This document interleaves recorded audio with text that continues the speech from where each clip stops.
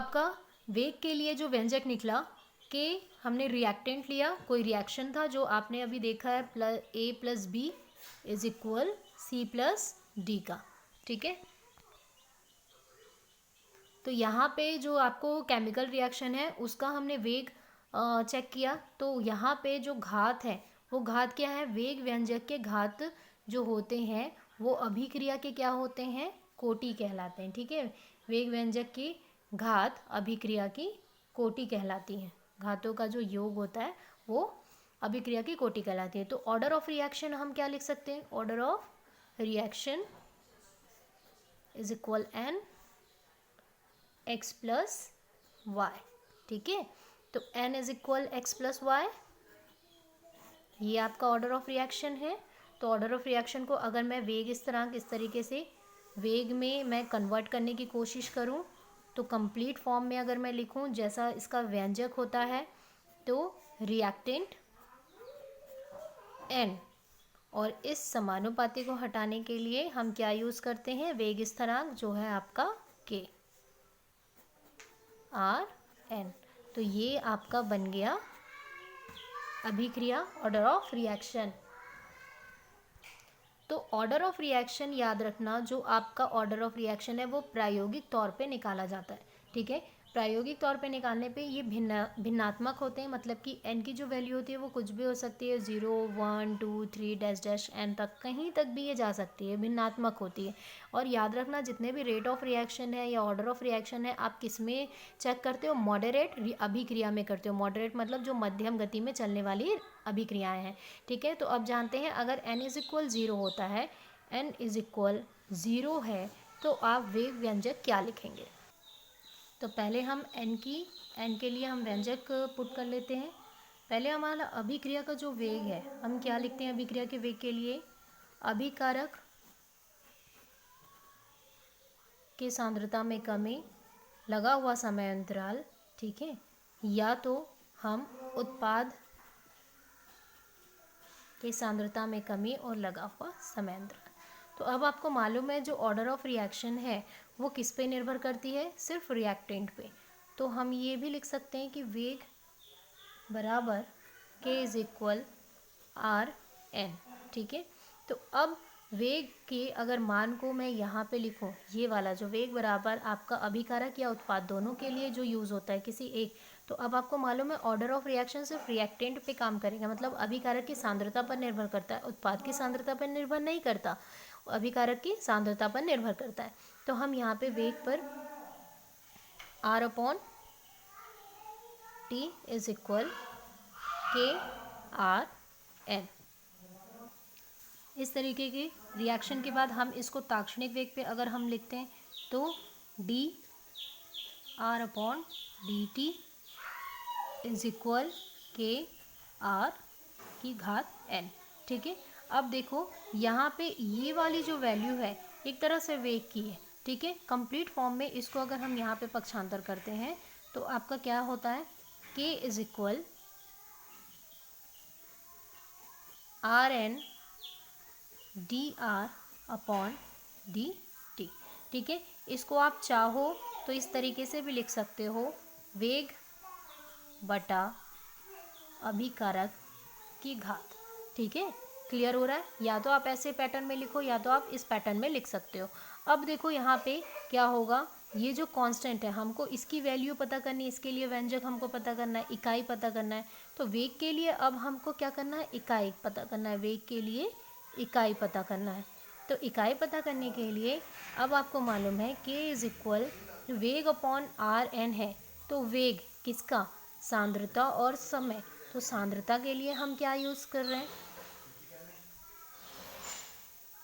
सांद्रता बटा समय बटा सांद्रता की घात n। ठीक है, सांद्रता के लिए आपको मालूम है मोल पर लीटर यूज़ होता है, आपने विलयन में पढ़ा है। सांद्रता, अगर किसी भी विलयन का हमको सांद्रता चेक करना है तो हम उसको किस में करते हैं, मोल पर लीटर पे आइडेंटिफाई करते हैं, उसकी जो इकाई होती है सांद्रता की मोल पर लीटर होती है।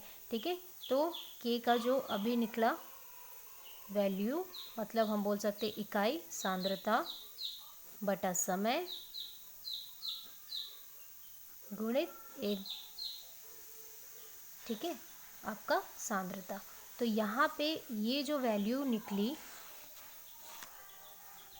आपकी, क्या निकलेगी, कॉफिशिएंट, मतलब कि कांस्टेंट की वैल्यू निकल रही है, ठीक है। अब कांस्टेंट की वैल्यू में हमको पुट करना है यहाँ पे 0, 1, 2, 3। अब यहाँ पे अगर n इज इक्वल 0 हो तो n इज इक्वल 0 हो तो k इज इक्वल सांद्रता बटा समय इंटू 1 सांद्रता n। n की मान किया है, n का मान हमारा है सांद्रता समय इंटू 1 सांद्रता 0, ठीक है। अब याद रखना कि किसी, याद रखने वाली बात यह है कि किसी की घात अगर घात या पावर 0 हो तो उसका मान 1 हो जाता है। तो हम इसका मान 1 ले लेंगे। तो k इज इक्वल सांद्रता बटा समय इंटू 1। इसको ना भी लिखें तो चलेगा। तो आपको 0, n इज इक्वल 0 मतलब 0 कोटि अभिक्रिया में जो इकाई मिल रही है वो क्या मिलेगी, सांद्रता हमको मालूम है मोल पर लीटर और सेकंड, ठीक है। तो इसको लिखने के लिए k is equal mole litre inverse second inverse, ठीक है। तो यहाँ पे ये चीज़ क्लियर हुआ। तो अब देखो कोई रिएक्शन में इस तरीके की वैल्यू अगर कहीं पे दिखाई दे रही है तो आपको ईजिली पहचान जाना है कि वो शून्य कोटि की अभिक्रिया दर्शा रहा है। मतलब अगर मान लो कि कोई अभिक्रिया आपको दे दी गई है और उसमें बोल रहा है कि वह अभिक्रिया के जो वैल्यू दिया गया है के का वैल्यू, उसके पीछे इस तरीके की अगर इकाई आपको दिख रही है तो आपको बोल रहा है कि मान लो कि कोई अभिक्रिया है जिसके के का मान 9.305 mole litre inverse second inverse है। तो यह किस कोटि की अभिक्रिया है? तो जाहिर है ये वाली इकाई आपको दिखाई दे रही है तो आपको पहचान जाना है कि वो शून्य कोटि की अभिक्रिया है। तो ये चीज़ पहचानने के लिए 1 मार्क्स के क्वेश्चन में आते हैं कि किस तरीके से आप पहचानते हो। फिर से एक बार रिपीट कर देती हूँ, बहुत सिंपल है। प्रायोगिक तौर पर यह देखा गया बच्चों कि जो अभिक्रिया की वेग है वो अभिकारक के घातों के योग पर निर्भर करती है। तो घातों के योग को हम कहते हैं ऑर्डर ऑफ रिएक्शन n, जो यहाँ पर लगता है प्रायोगिक तौर पे x प्लस वाई, n हम बोलते हैं ऑर्डर ऑफ रिएक्शन, ठीक है। तो वेग अगर इस तरह के वेग व्यंजक में हम इसे लिखना चाहें तो याद रखिए जब भी ऑर्डर ऑफ रिएक्शन है वो किस पे निर्भर करती है, अभिकारक पे। तो वेग समानुपाती अभिकारक का जो गुणनफल होता है उनके घातों के योग के बराबर होता है। तो वेग इज इक्वल, इस साइन को हटाने के लिए कांस्टेंट लगाया गया k, ठीक है। और अगर n इज इक्वल 0 हो तो क्या होता है, शून्य कोटि, n इज इक्वल 1 हो तो प्रथम कोटि, n इज इक्वल 2 हो तो द्वितीय कोटि। इस तरीके से कोटि निर्भर करती है। तो पहले हमें n की वैल्यू को पता करना है। तो n की वैल्यू पता करने के लिए वेग के लिए हमारे पास दो वेग लिखने के तरीके हैं, एक तो अभिकारक के लिए, एक उत्पाद के लिए। लेकिन हमको मालूम है कि अभिकारक की सांद्रता में होने वाली परिवर्तन ही वेग का निर्धारण करती है, ना कि उत्पाद, ठीक है। तो अभिकारक ही आगे बढ़ाते हुए हम वेग k is equal R N भी इस तरीके से भी लिख सकते हैं, ठीक है। तो अगर मैं इस वेग में इस वैल्यू को पुट करूँ, इनकी वैल्यू को पुट करूँ तो इस तरीके से मैं लिख सकती हूँ, ठीक है।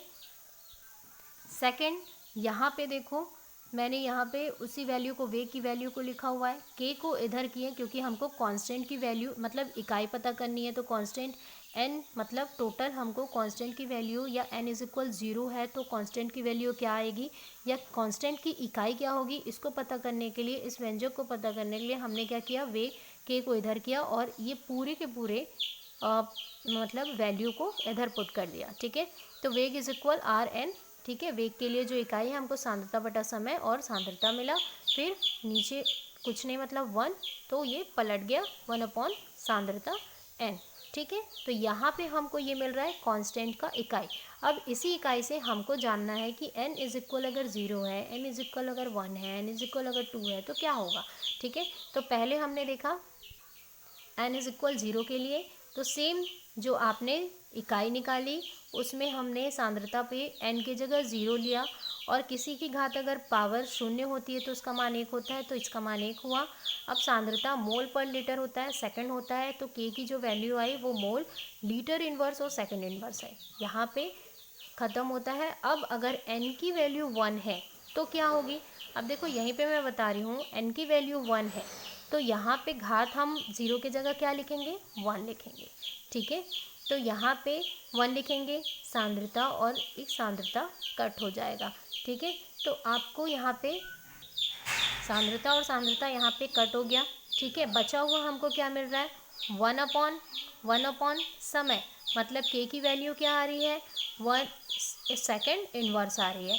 तो सेकेंड इन्वर्स प्रथम कोटि की अभिक्रिया को शो करता है। क्लियर हो रहा है, तो ये आप बना सकते हो। आज का होमवर्क है आपका n=2 के लिए आपको k का इकाई ज्ञात करना है, तो एक बार ट्राई करके देखिए, ईजिली आपको निकल जाएगा, ठीक है। उसके बाद हम पढ़ेंगे प्रथम कोटि, शून्य कोटि की अभिक्रिया, प्रथम कोटि की अभिक्रिया और हाफ ऑर्डर रिएक्शन, अर्ध कोटि की अभिक्रिया को।